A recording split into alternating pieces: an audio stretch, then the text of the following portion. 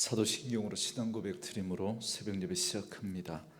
전능하사 천지를 만드신 하나님 아버지를 내가 믿사오며 그 외아들 우리 주 예수 그리스도를 믿사오니 이는 성령으로 잉태하사 동정녀 마리아에게 나시고 본디오 빌라도에게 고난을 받으사 십자가에 못 박혀 죽으시고 장사한 지 사흘 만에 죽은 자 가운데서 다시 살아나시며 하늘에 오르사 전능하신 하나님 우편에 앉아 계시다가 저리로서 산자와 죽은 자를 심판하러 오시리라. 성령을 믿사오며 거룩한 공회와 성도가 서로 교통하는 것과 죄를 사하여 주시는 것과 몸이 다시 사는 것과 영원히 사는 것을 믿사옵나이다. 아멘. 아침에 우리에게 주시는 하나님의 말씀은 레위기 9장 1절로 24절 말씀까지입니다. 레위기 9장 1절에서 24절 말씀까지 말씀 찾으셨으면 한 목소리로 같이 읽습니다. 여덟째 날에 모세가 아론과 그의 아들과 이스라엘 장로들을 불러다가 아론에게 이르되 속죄제를 위하여 흠없는 송아지를 가져오고 번제를 위하여 흠없는 순양을 여호와 앞에 가져다 드리고 이스라엘 자손에게 말하여 이르기를 너희는 속죄제를 위하여 순염소를 가져오고 또 번제를 위하여 1년 되고 흠없는 송아지와 어린 양을 가져오고 또 화목제를 위하여 여호와 앞에 드릴 숫소와 순양을 가져오고 또 기름 섞은 소제물을 가져오라 하라. 오늘 여호와께서 너희에게 나타나실 영광이니라 하매 그들이 모세가 명령한 모든 것을 회막 앞으로 가져오고 온 회중이 나와 여호와 앞에 선지라. 모세가 이르되 이는 여호와께서 너희에게 하라고 명령하신 것이니 여호와의 영광이 너희에게 나타나리라. 모세가 또 아론에게 이르되 너는 제단에 나아가 네 속죄제와 네 번제를 드려서 너를 위하여 백성을 위하여 속죄하고 또 백성의 예물을 드려서 그들을 위하여 속죄하되 여호와의 명령대로 하라. 이에 아론이 제단에 나아가 자기를 위한 속죄제 송아지를 잡음에 아론의 아들들이 그 피를 아론에게 가져오니 아론이 손가락으로 그 피를 찍어 제단 뿔들에 바르고 그 피는 제단 밑에 쏟고 그 속죄 제물에 기름과 콩팥과 간 거풀을 제단 위에서 불사르니 여호와께서 모세에게 명령하심과 같았고 그 고기와 가죽은 진영 밖에서 불사르니라. 아론이 또 번제물을 잡음에 아론의 아들들이 그 피를 아론에게로 가져오니 그가 그 피를 제단 사방에 뿌리고 그들이 또 번제 제물 곧 그의 각과 머리를 그에게로 가져오매 그가 제단 위에서 불사르고 또 내장과 정강이는 씻어서 단 위에 있는 번제물 위에 불사르니라. 그가 또 백성의 예물을 드리되 곧 백성을 위한 속죄제의 염소를 가져다가 잡아 전과 같이 죄를 위하여 드리고 또 번제물을 드리되 규례대로 드리고 또 소제를 드리되 그 중에서 그의 손에 한 움큼을 채워서 아침 번제물에 더하여 제단 위에서 불사르고 또 백성을 위하는 화목제물의 숫소와 순양을 잡음에 아론의 아들들이 그 피를 그에게로 가져오니 그가 제단 사방에 뿌리고 그들이 또 숫소와 순양의 기름과 기름진 꼬리와 내장에 덮인 것과 콩팥과 간 거풀을 아론에게로 가져다가 그 기름을 가슴들 위에 놓음에 아론이 그 기름을 제단 위에서 불사르고 그 가슴들과 오른쪽 뒷다리를 그가 여호와 앞에 요제로 흔드니 모세가 명령한 것과 같았더라. 아론이 백성을 향하여 손을 들어 축복함으로 속죄제와 번제와 화목제를 마치고 내려오니라. 모세와 아론이 회막에 들어갔다가 나와서 백성에게 축복하며 여호와의 영광이 온 백성에게 나타나며 불이 여호와 앞에서 나와 제단 위에 번제물과 기름을 사른지라. 온 백성이 이를 보고 소리 지르며 엎드렸더라. 아멘. 오늘은 함께 읽으신 레위기 9장 1절에서 24절 말씀을 중심으로 아론의 첫 제사라는 제목의 말씀으로 잠시 은혜를 나누겠습니다. 레위기 8장에 보면 제사장의 위임식이 7일 동안 거행이 됩니다. 그리고 8일째 되는 날 아론과 그 아들들이 제사장으로 위임을 받은 후에 제사장직을 위한 첫 번째 제사를 드리게 됩니다.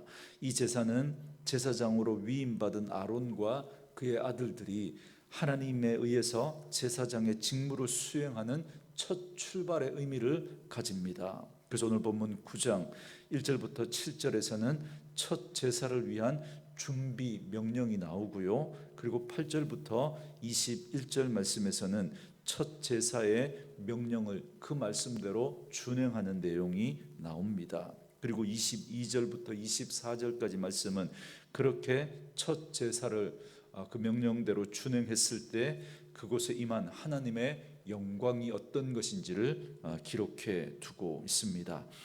먼저 첫 제사를 위한 하나님의 명령부터 살펴보도록 하겠습니다. 오늘 본문 1장 1절부터 7절까지 말씀인데요. 모세는 제사장 위임식의 마지막 날 아론과 그 아들들과 백성들에게 제사를 드리도록 하나님의 명령을 전달합니다. 그래서 아론에게는 속죄 제물로 숫송아지를 그리고 번제물로 흠없는 순양을 준비해서 드리겠습니다. 그리고 백성들에게는 속죄 제물로 순염소를, 번제물로 송아지와 1년 된 흠없는 어린 양을, 그리고 화목 제물로 숫소와 순양을, 그리고 소제물로 기름 섞은 것을 가져다가 드리라라고 말씀하는 내용이 1절부터 7절까지 말씀입니다. 그러니까 이미 8장에서 위임식을 진행하는 동안도 7일 동안 아침 저녁으로 매일 제사를 드려야 했습니다. 그런데 또 제사를 드리게 한 겁니다. 그런데 우리가 여기서 좀 주목해 볼 건 이 오늘 제사장을 위한 이 제사이든 아니면 백성을 위한 제사이든 속죄제가 제일 먼저 드려졌다라고 하는 것입니다.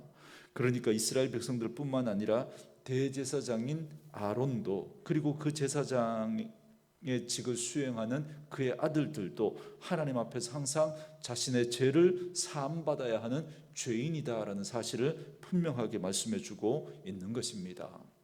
그래서 가장 먼저 속죄제를 드리게 했던 겁니다. 그 이유는 자신을 정결하게 하지 않고는 어떤 사역도 바르게 감당할 수가 없기 때문에 그렇습니다. 그렇기 때문에 오늘 우리가 하나님의 백성으로 이 땅을 살아가면서 또 하나님의 몸된 교회를 섬기고 또 하나님께서 우리에게 주신 그 사역을 감당할 때 우리가 죄를 가지고는 그 사역을 감당해낼 수 없다라는 사실을 기억하고 이미 우리는 예수 그리스도의 그 속죄 사역을 통해서 목욕한 자이지만 그러나 우리가 늘 살아가면서 또 실수하고 넘어지고 또 짓는 죄들이 있지 않습니까?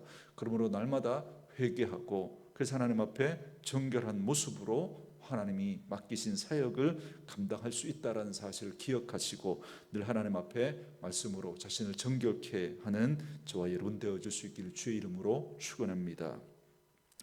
이렇게 첫 제사를 드릴 것을 명령받고 그 명령을 준행하는 내용이 8절부터 21절까지 나옵니다. 우리가 이미 앞에서 살펴봤던 그 제사의 규례를 따라서 준행하고 있는 내용이 나옵니다. 아론과 그 아들들이 먼저 자신들을 위한 제사를 드렸습니다. 그래서 속죄제를 위해서 송아지를 잡고 그 아들들이 피를 받아주고 아론이 그 피를 손가락으로 찍어서 제단 뿔에 바르고 나머지는 단 밑에 쏟고 기름과 콩팥과 간 껍풀은 단 위에 불살라 화제로 드리고 나머지 고기와 가죽은 진 밖에 가지고 나가서 불살랐습니다. 그리고 이어서 아론이 번제를 위해서 순양을 잡고 그 아들들이 피를 가져다가 주니까 아론이 그 피를 단 주위에 뿌리고 각을 뜬 것과 머리를 단 위에 불사르고 내장과 정광이는 씻어서 단 위에서 또 불사릅니다. 그리고 이어서 온 백성을 위한 제사를 드립니다. 속죄제를 위해서 염소를 잡아드리고 번제를 위해서 송아지와 어린 양을 잡아드리고 소제로 한 움큼을 취해서 번제물 위에 더해서 불살라 드렸습니다. 그리고 화목제를 위해서 숫소와 순양을 잡아서 피를 단 주위에 뿌리고 기름과 꼬리와 콩팥과 간 껍풀을 불살라 드리고 가슴과 우편 뒷다리를 요제로 흔들어 드립니다. 제사장을 위한 몫이죠. 그리고 이미 우리가 앞에서 살펴봤던 것처럼 이런 제사의 절차들을 따라서 하나님의 명령에 따라 그 제사를 드렸다라는 걸 알 수가 있습니다. 저는 오늘 이렇게 하나님의 명령대로 이렇게 제사를 드리는 이 말씀을 묵상하면서 참 무겁게, 그리고 목회자로서 참 부담스럽게 깨달아지는 게 있었는데, 그게 뭐냐면 제사장이 자신을 위한 제사를 먼저 드렸다라는 사실입니다. 하나님의 사역을 위해서 부름받은 제사장이 먼저 하나님의 말씀에 순종해야 했다라는 것입니다. 그렇기 때문에 언제나 공동체를 섬기는 지도자가 먼저 하나님의 말씀에 순종해야 합니다. 그렇기 때문에 부모가 먼저 하나님의 말씀에 순종해야, 그래야 그 자녀들이 그 부모를 보고 하나님의 말씀에 순종하는 자녀들로 자랄 수가 있습니다. 여러분, 교회 공동체도 이 원리는 마찬가지죠. 목회자가 먼저 하나님의 말씀에 순종해야 하고, 그리고 중직자들이 또 교회의 리더십들이 하나님의 말씀에 먼저 순종하는 삶을 살아갈 때, 그때 그 공동체가 하나님의 말씀에 순종하는 공동체로 세워질 수 있다라고 하는 것입니다. 그래서 사도 바울은 복음을 전한 후에 남에게 버림이 될까 봐 항상 자신을 쳐 복종한다, 그렇게 말씀하지 않습니까? 고린도전서 9장 27절 말씀에 보면 내가 내 몸을 쳐 복종하게 함은 내가 남에게 전파한 후에 자기가 도리어 버림이 될까 두려워함이라. 말은 하나님의 말씀대로 잘 가르쳤지만 그러나 자기가 그 말씀대로 순종하지 않는 그 삶을 통해서 자기가 도리어 하나님 앞에 버림이 될까 봐 늘 그는 두렵고 떨림으로 하나님의 말씀에 순종하기 위해서 자신을 쳐서 복종했다, 그렇게 말하고 있습니다. 그리고 디모데전서 4장 6절 말씀에 보면 사도 바울이 자신의 믿음의 아들이라고 하는 디모데에게 목회를 하면서, 그 디모데가 목회를 하면서 이렇게 목회하라고 권면하는 그 말씀 가운데 디모데전서 4장 6절에 이렇게 말씀합니다. 네가 네 자신과 가르침을 삼가 이 일을 계속하라.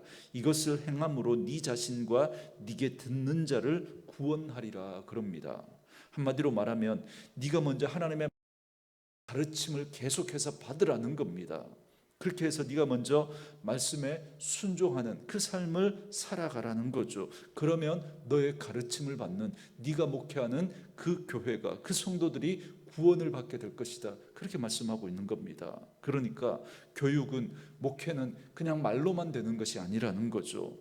먼저 가르치는 자가, 먼저 앞선 자가 하나님의 말씀대로 그렇게 순종하고 그 말씀대로 살아가는 그 삶을 통해서 진정한 가르침이, 진정한 목회가 이루어질 수 있다라고 말씀하고 있는 것입니다. 그래서 사도 바울은 늘 그 하나님의 말씀에 순종하는 자로 살았기 때문에 너희는 나를 본받는 자 되라, 그렇게 말씀하죠. 그가 교만했던 것이 아니라 그가 정말 하나님의 말씀대로 순종하려고 몸부림치고 애를 쓰면서 그는 자신의 삶을 통해서 가르치고 목회를 했던 겁니다. 그래서 하나님의 말씀은 말로만 전해지는 게 아니라 삶을 통해서 전해지게 되는 것입니다. 그리고 이렇게 하나님의 말씀에 따라 순종하니까, 그래서 그 첫 제사를 드리고 나니까 여호와의 영광이 임하게 됩니다. 22절부터 24절 말씀에 보면 아론이 백성을 위해서 축복을 하고 제사를 마쳤습니다. 그리고 모세와 아론이 회막에 들어갔다가 나와서 백성들에게 축복하니까 여호와의 영광이 온 백성에게 임합니다. 그래서 불이 요 앞에 나와서 단 위에 있는 제물을 살랐습니다. 그때 백성들은 그 앞에서 소리를 지르며 엎드리게 됩니다. 이렇게 하나님의 불이 제물을 사르고 백성 가운데 하나님의 영광이 임하게 됩니다. 이건 하나님께서 그 제사를 합당하게 받으셨다라는 걸 말씀해 주고 있습니다. 저는 우리의 삶과 우리의 가정과 우리 교회 위에 이런 은혜, 이런 하나님의 영광이 임했으면 좋겠습니다. 그런데 여러분, 하나님의 백성은 하나님의 영광을 보며 살아가는 자들입니다. 이렇게 하나님의 영광을 우리는 보면서 살아가는 자들이 바로 우리 하나님의 백성들입니다. 그런데 하나님께서 자신의 영광을 보이시는 자리는 하나님의 말씀이 말씀대로 드러나는 자리입니다. 다시 말하면 하나님의 백성들이 말씀대로 순종하는 자리, 그곳에 하나님의 영광이 임한다라는 사실입니다. 여러분, 교회의 구별이, 성도의 구별이, 여러분 다시 말하면 이 교회와 성도의 거룩이 바로 저는 여기에 있다 생각합니다. 우리가 어떤 능력이 있어서, 여러분 그래서 우리가 세상 가운데 구별되어지고, 그렇게 세상 가운데서 이런 하나님의 영광이 임할 때 세상이 우리를 바라보면서 엎드리게 되는 이런 그런 일들이 우리에게서 나오는 것이 아니라, 우리는 하나님의 말씀대로 순종할 뿐이고, 그럴 때 하나님의 영광이 임할 때 이런 구별이, 이런 하나님의 영광이 임하게 되는 것입니다. 우리가 세상 가운데 살아가지만, 그러나 세상의 논리와 가치를 따르지 않고 하나님의 말씀을 붙들고 그 말씀대로 살아가려고 몸부림치고, 그렇게 말씀에 순종할 때 하나님의 영광이 교회 위에, 하나님의 영광이 그 성도 위에 임하게 될 줄 믿습니다. 그래서 그 하나님의 영광이 임한 교회, 그 하나님의 영광이 임한 그 성도 앞에 사람들이 엎드러지는 일이 일어나게 될 것입니다. 우리의 능력이 아니라 하나님이 그 말씀에 순종하는 교회, 순종하는 자에게 임할 때 일어나는 하나님의 역사인 거죠. 레위기에 나타난 하나님의 영광은 항상 자기 백성들이 그 하나님의 말씀에 순종할 때, 그때 하나님의 영광이 임했다라는 걸 우리는 깨닫게 됩니다. 과연 순종하는 자들에게, 그들에게 하나님의 참된 영광을 하나님은 보이시는 겁니다. 그러므로 우리가 그리스도의 말씀을 깨닫고 그 말씀대로 따라 우리가 순종하며 살아가려고 할 때 항상 그리스도의 영광이 함께 할 것입니다. 그 자리가 어떤 자리이건, 그때가 어떤 때이건, 오히려 세상이 어두우면 어둘수록 그렇게 임한 하나님의 영광은 더 빛나게 될 것입니다. 저는 말씀으로 이 하루를 시작하는 저와 여러분에게 이 은혜가 있기를 원합니다. 그래서 오늘도 이 하나님의 말씀을 붙들고 하나님의 말씀에 순종할 때, 그때 하나님의 영광이 우리 가운데, 우리 가정 가운데, 우리 교회 가운데 임함으로 이렇게 어두운 이 세상 가운데서 정말 하나님의 영광이 어떤 것인지를 드러낼 수 있는 그런 하나님의 백성들로 살아가는 그런 저와 여러분 되어줄 수 있기를 주의 이름으로 축원합니다.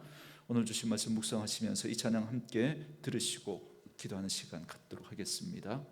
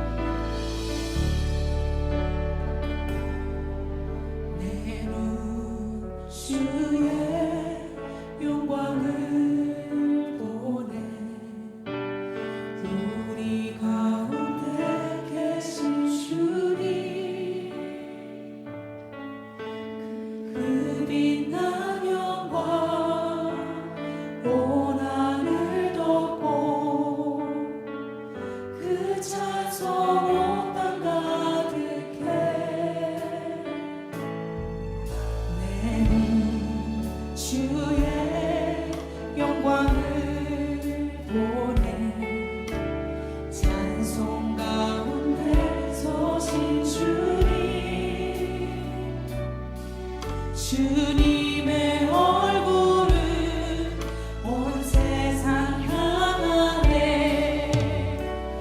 권능의 발을 드셨네. 주의 영광 이곳에 가득해. 우린 선해 주님과 함께 찬양하며 우리는 전진하리. 모든 열방 주 볼 때까지